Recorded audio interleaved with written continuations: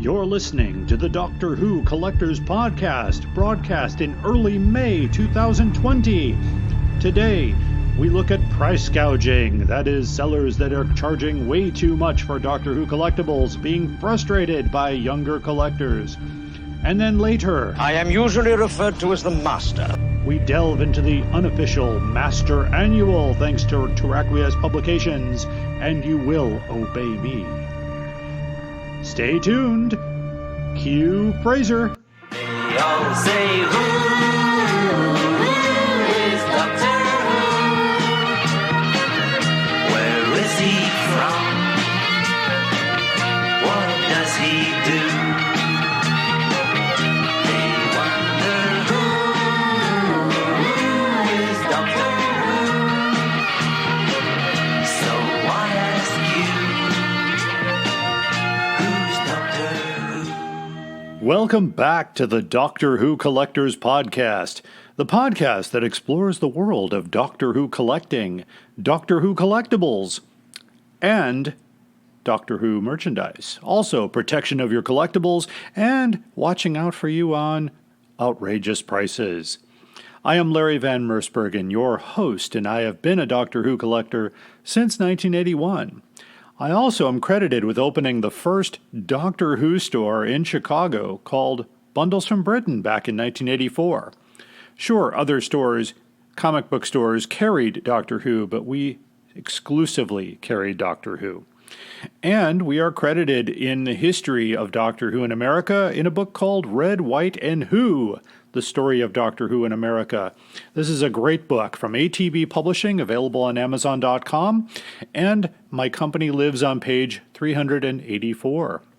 Our theme song is, of course, Who's Doctor Who? By Barry Mason and Les Reed, performed by Fraser Hines, who played Jamie McCrimmon in over 113 Doctor Who episodes, the longest-running companion of the Doctor and a good friend of the podcast. We do thank all of the friends of the podcast, and there are a couple ways you can help us out. You can support us on our Patreon page at patreon.com/Doctor Who Collectors Podcast. You can also go to our Podbean channel at drwhocollectors.podbean.com, where you can tip us there. That would be a nice way to do that. Or the fun way, where you go to our website at drwhocollectors.com, click on the shopping link, and I've got tons of links to Amazon.com of your favorite Doctor Who items. You pay the same price, but Amazon shares a portion of that proceed with us. We are also a very proud member of the Doctor Who Podcast Alliance. You can hear a lot of great Doctor Who podcasts at drwhopodcastalliance.org. The money to be paid from your private purse. No! You speak. Starting out today, of course, later in the program, I'm going to talk about the brand new Master Annual 2074, because we are coming up on, in 2021, we'll mark the 40th anniversary of the first appearance of the Master as the Doctor's arch-rival, and it's even celebrated as recently as the last season of Doctor Who that was put on TV. So he is a long-running adversary of the Doctor. Many actors have played him over the years, but no annual has ever been dedicated. So the folks at Terraquias Publications have come out with yet another wonderful annual. The first thing I want to talk about today is a very common problem in Doctor Who merchandising, and it's called price gouging. I have been at odds with many people over this term, and some say the seller has a right to name their price, and of course the person on the other end has the right to pay it. However, it's very discouraging to newer Doctor Who collectors who perhaps are on a limited budget. I mean, I was back in 1981. I had a total of $15 to spend, and I was able to buy 3 items new. The Doctor Who mug, the Doctor Who Monthly number 72, and Day of the Daleks Target. So that was back then. Today, looking at books that, came out, when they came out, they were basically a couple of dollars, or back in the 80s, they were maybe $12 or $13, and now they're expecting $1,000. I just think that's crazy. Some great examples would include just the recent posting of Doctor Who and the Auton Invasion. It was supposedly a non-library cover with dust jacket asking $1,000, and I said, I don't think so. And it did not sell. Same thing happened with a copy of The Cave Monsters, which was an ex-library copy, slightly beaten up, and they were also asking close to $1,000. And I said, that's a bit much. And of course, I've spoken out. I've been refraining from speaking my piece in the various Facebook groups because I've been banned from some groups. I've had some eBay sellers ban the Doctor Who Collectors podcast because of what we talk about, that it's hurting their business, so to speak. And I said, well, if you're not selling the item, your business isn't doing very well. And it's just a terrible thing to send to younger collectors. Why is this wrong? Well, in many ways, when I was a dealer, and I went to the TARDIS 22 convention in Chicago, and I apologize for that. My phone should have been off, and that was the Taco Bell alarm. I will make apologies for that later. Anyway, why is it wrong? And back in '84, when I was a dealer, in '85, I was a dealer at the TARDIS 22 convention, and we were the only dealer to have the classic hardcovers because Lyle Stewart, as I've mentioned in previous podcasts, could not give them away to bookstores or libraries. They just weren't interested in these books, but we were. Bundles from Britain, yeah, we'll take them. And we sold out of most of the titles, including some rare editions of Planet of the Spiders second edition, which had the dust cover on it, and they were new, brand new. Had the Lyle Stewart sticker on the back. So it was one of those things, and we sold those books for $20, which seemed right at the time, and they sold well at that price, and we made our money. It was fine. And most recently, I've been looking for copies of the second edition, and I haven't found any, which kind of leads me to believe maybe it's rare, or maybe people just aren't selling it. It's hard to say. But if somebody really wanted to find a book, now I found very good deals on hardcovers recently, some of as low as $13, $14, which is about right for some of the later titles that had a lot of them in print. There were some that had limited runs, and so, that definitely would, maybe raise the price, but not to a point where you're gouging the price, where you think you're the only person that has it. In another podcast, I talked about the vinyl LP editions that Big Finish did for Sainsbury's Marketplace. And I actually brought this to the attention of Nicholas Briggs and Benji Clifford. I wrote an email to the Big Finish podcast, and they were very kind not only to read the email on the podcast, he responded to it. And I played that clip on, if you go back a couple podcasts, I actually play the clip of Nicholas Briggs talking about how terrible it is, how wrong it is that British citizens are walking in and out of a Sainsbury 5, 6, 7 times, buying the album at a very low price. I don't know what, it was like maybe £20, and then turning around and putting it on eBay for $150 to the American audience because we did not have a chance to buy those at retail. So I thought, he spoke out about it, and he's talking with the heads of Big Finish to figure out a way to distribute those to the United States in a fair way so that could eliminate that price gouging. Now, there are Doctor Who items that are only available in the UK. Some games were released, some toys were released that were only available in the UK. And if you just hold on, and wait, they eventually move over to the Amazon.com in America. They usually get here, and it's just a matter of time. But if you're in a hurry, you be prepared to pay a lot more. And it's people that are looking to turn around a quick buck, play there. Some of them are not even Doctor Who fans, by the way, taking advantage of our fandom in a way that I think is just bad. It's just bad for everyone. It's bad for you. It's bad for me. And since I'm devoting a lot of time to this topic because it comes back to me, people say, hey, this is crazy. The most outrageous offer part of this program is very popular because people want to point that out. Of course, I stopped naming sellers because it's not my point to punish a person for trying to sell something. That's just not, everybody has the right to do that. I just think you need to think carefully about your pricing. And looking at closed eBay sales is not a good way to gauge your price, because unfortunately it still happens where people bid on their own item and raise the price up in order to try to get that moving. So it's really unfair. And eBay has not done anything to address it as of now, because you can use two different IP addresses and two different accounts and bid on your own item. Unless somebody catches you, it just doesn't, it doesn't really work out.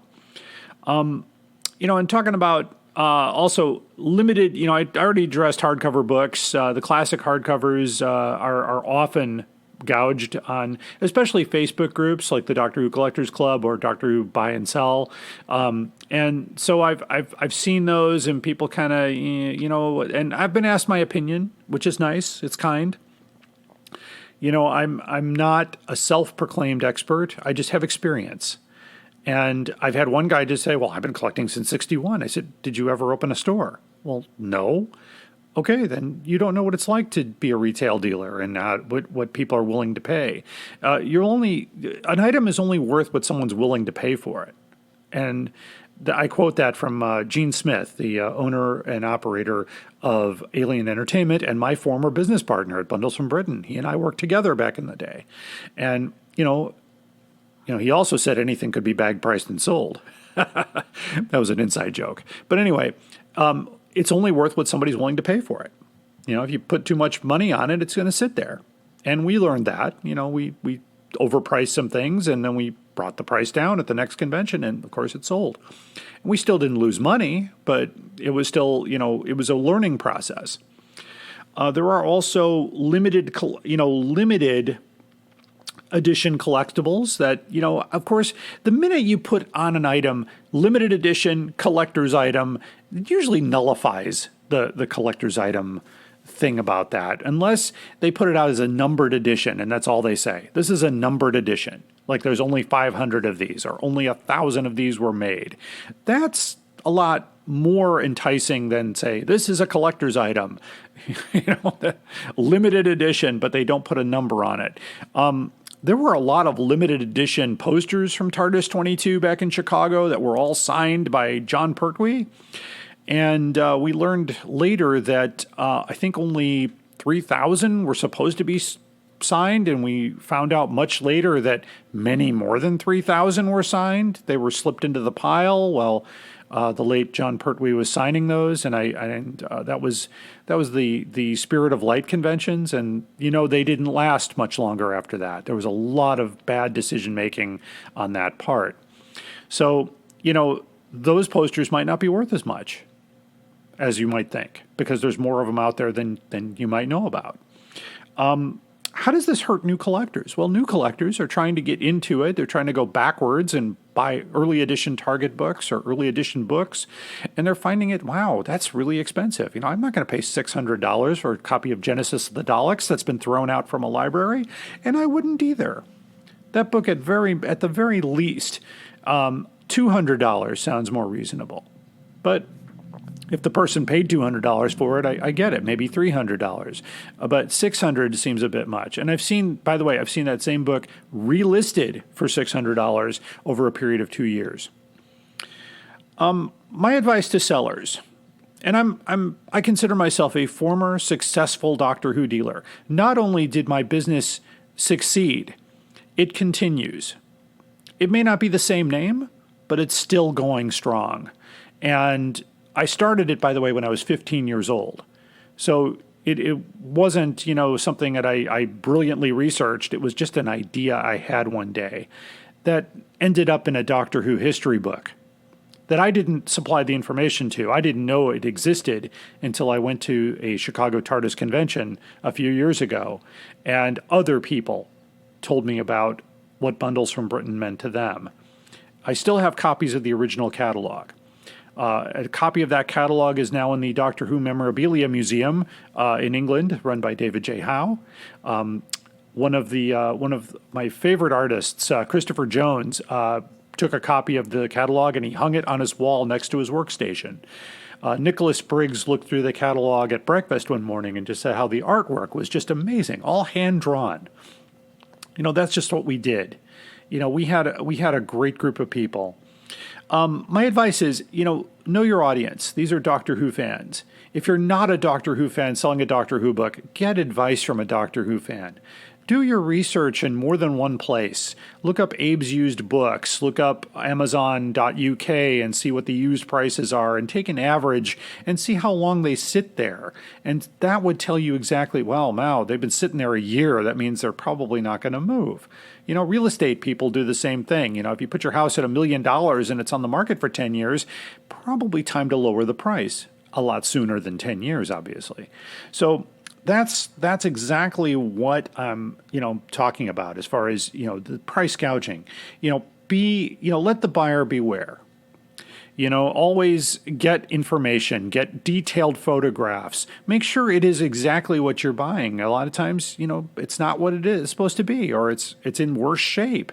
Or if it's damaged in shipping, take a picture. Make sure that it's really, what it's supposed to be.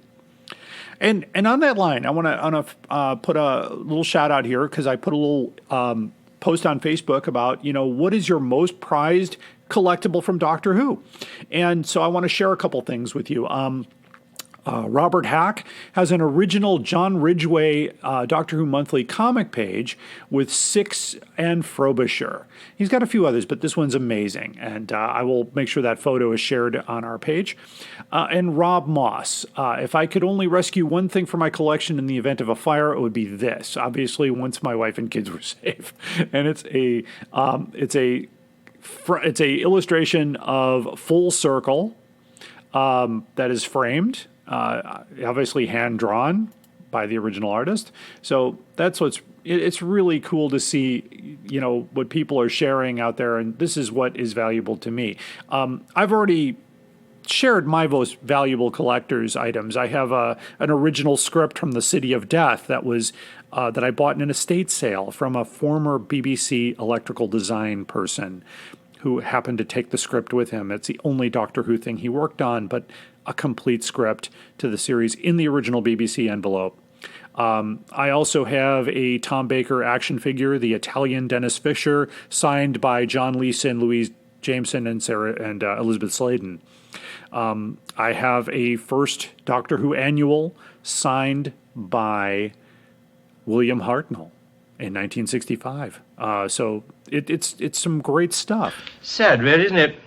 People spend all their time making nice things, and other people come along and break them. Moving to collection protection. Your Doctor Who annual collection needs protecting. Bags Unlimited has been protecting collections since the 1980s. They have bags to protect just about everything. If you go to their site and put in your measurements, they will come up with the perfect bag. The annuals are mostly the same size, except for, I believe, the 77 annual, which is slightly bigger. Just measure the dimensions of your book and allow a little space around it so that you can get the perfect archival bag to keep your annuals from yellowing and showing signs of wear. It also allows you to label that bag on the back. If, like I do with my William Hartnell annual, it says William Hartnell autograph on the back. I have 3 copies of that first annual, so I want to make sure I have the right ones. Bags Unlimited is not a sponsor of this podcast, but a personal preference, and I've been using them since 1981. As a collector, I also resold their bags as a dealer. They've been protecting my Doctor Who collection for decades.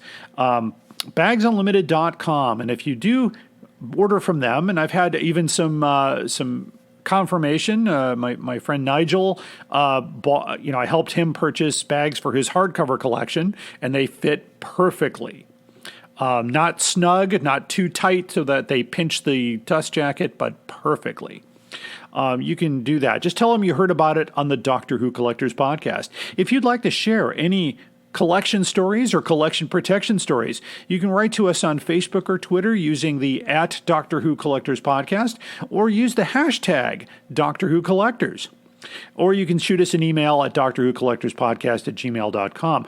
We did get a wonderful comment on our website. I approve and I really enjoy listening to your podcast. So I thank that person for doing that. Don't forget, our website is DoctorWhoCollectors.com. More after the break. Hello, fellow time travelers. I'm Tony Witt with the Doctor Who Target Book Club podcast, the podcast in which we undertake the insert adjective here task of discussing in story order all of the Doctor Who novelizations. I'm joined by Dalton Hughes and by Alison Fitz-Seyfried. and we record our episodes twice a month. You are listening to the Doctor Who Collectors Podcast. Enjoy your travels. Up there is the scanner, those are the doors, that is a chair with a panda on it. Sheer poetry, dear boy. Tonight's villain is a very nasty piece of work indeed. Despite many sightings over the years, this slippery customer has so far managed to elude justice. We need your help to put him behind bars once and for all. You are one of the most evil and corrupt beings this Time Lord race has ever produced. Your crimes are without number, and your villainy without end. Who in the whole galaxy is not my inferior? There is not one creature. Not even one. Not one. Name? The Master. Or at least that's what he calls himself. And now the main story.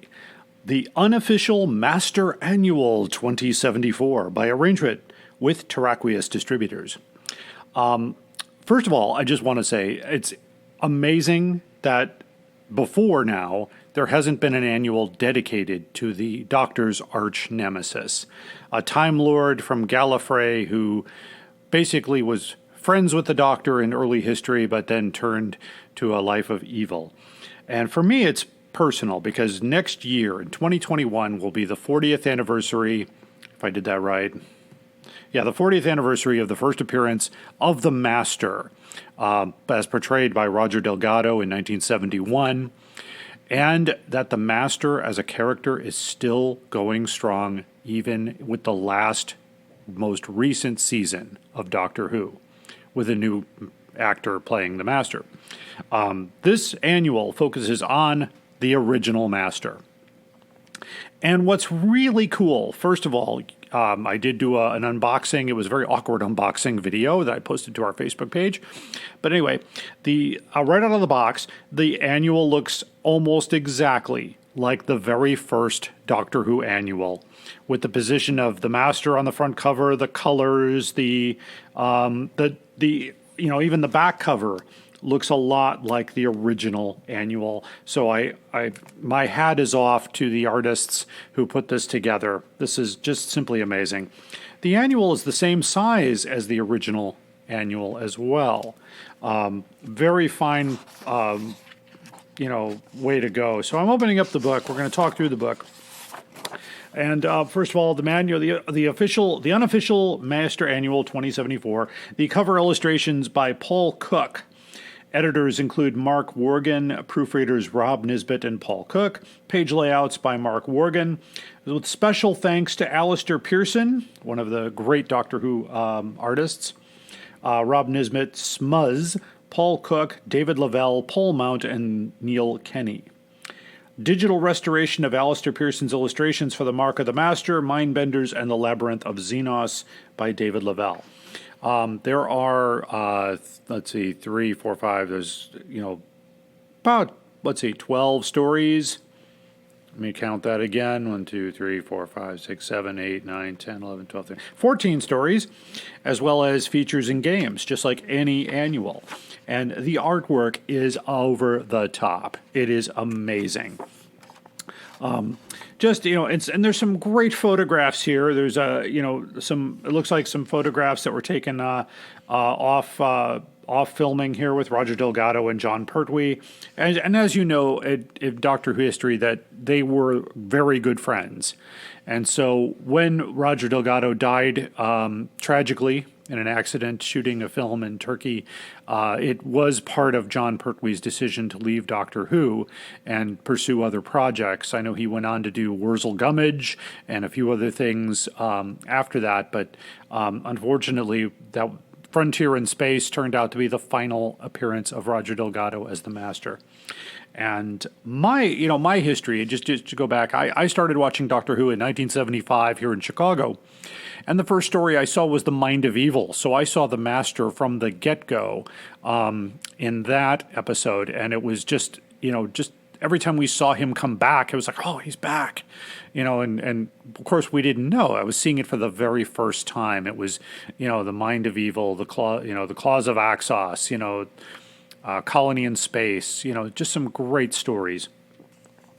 So just basically paging through, there are a lot of well-written stories, and the illustrations in color are just absolutely just spectacular. There's a great little fact thing here on pages 18 and 19 about Roger Delgado. Roger Cesar Marius Bernard del Delgado Torres Castillo Roberto. That's his full name. So, born in 1918.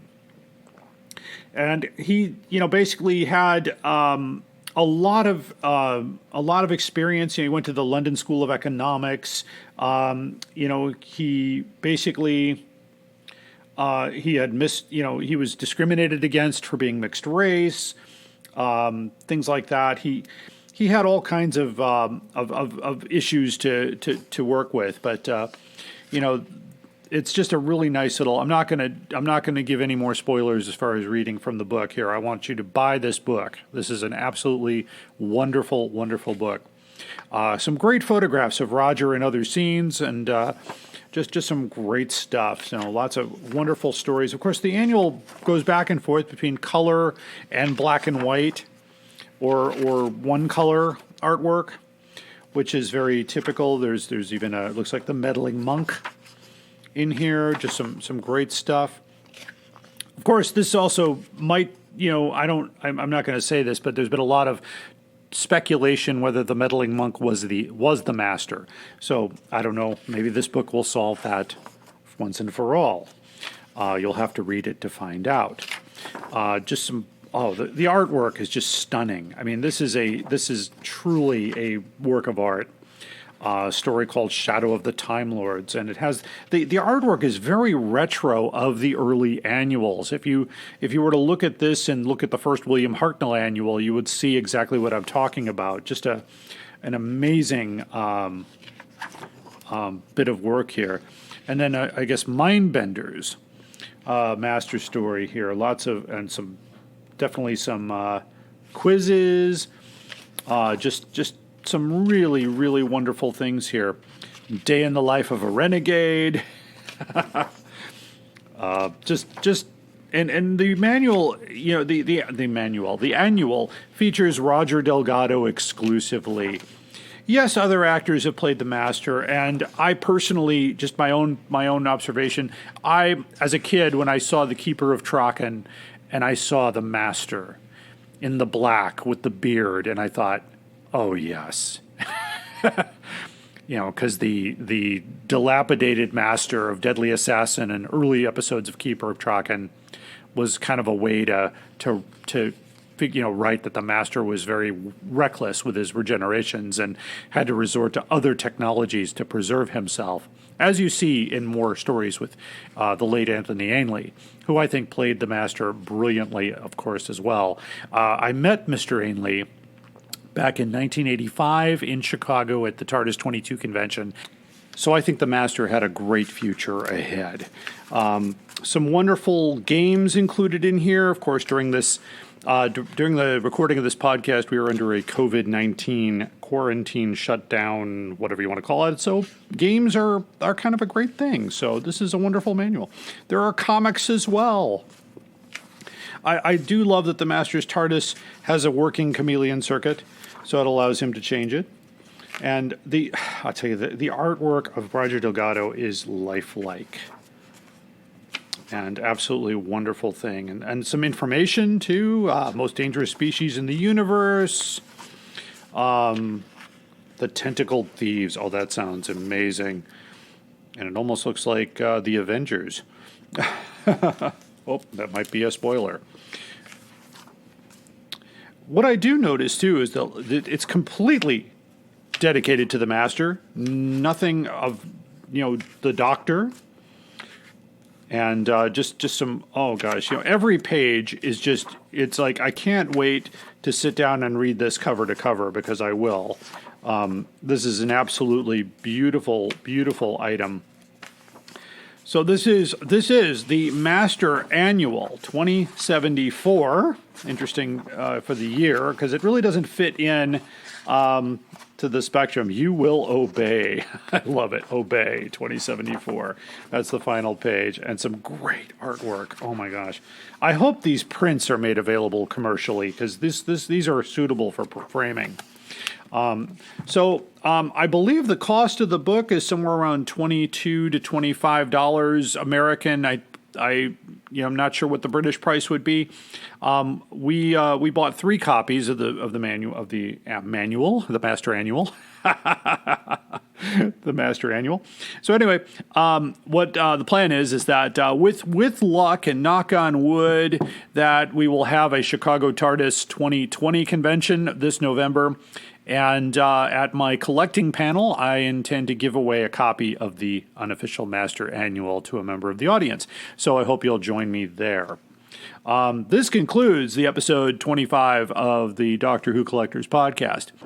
Hi, Larry from the future here. It's actually episode 24, but that sometimes happens when you're excited. Anyway, back to the podcast.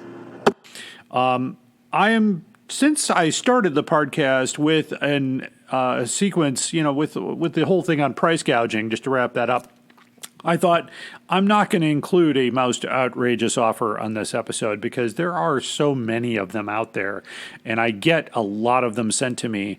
And we'll pick that up with the next episode, obviously, and figure out, hopefully, that the message will get out there.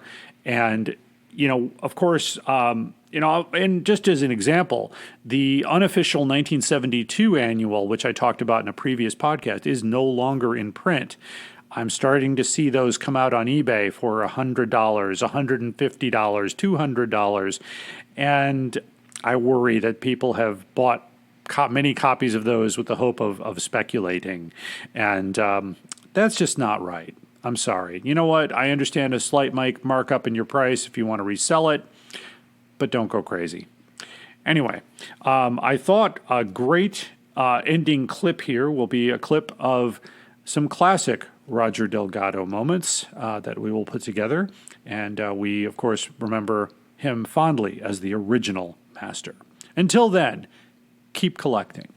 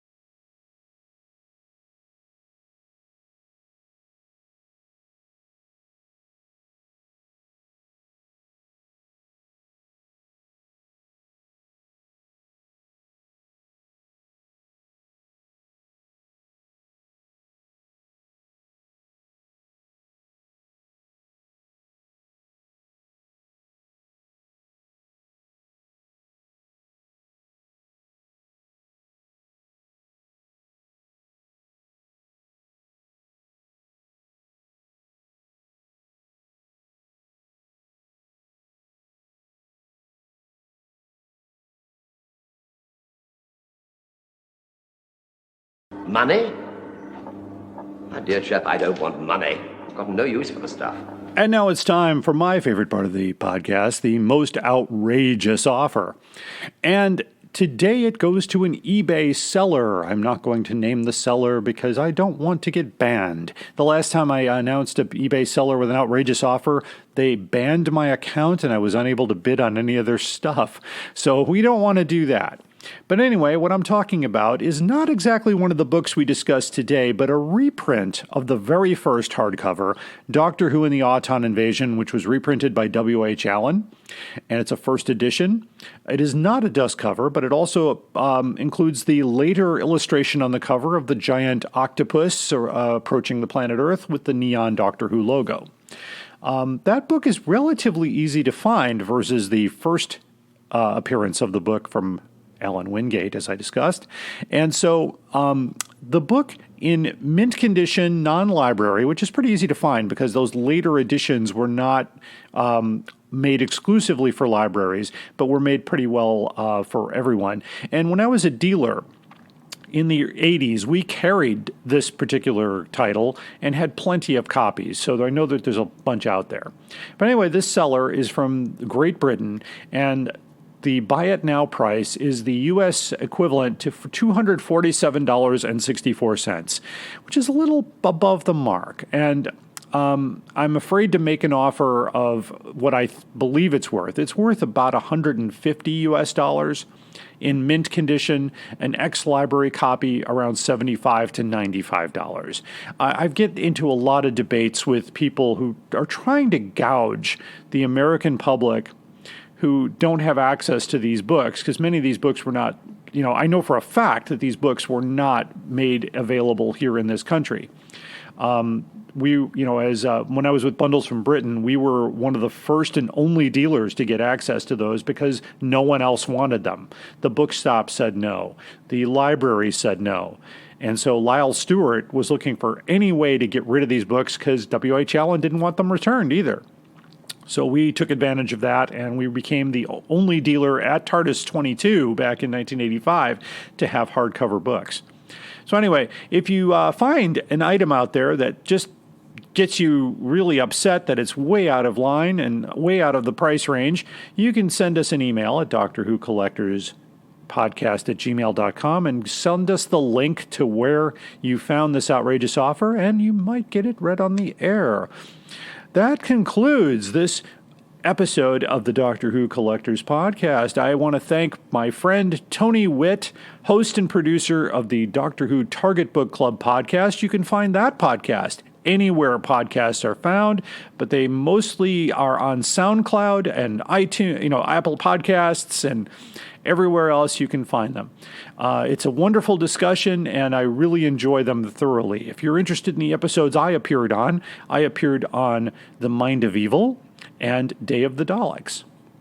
And so I thought it might be worthwhile to point out that Doctor Who and the Auton Invasion is also now an audiobook.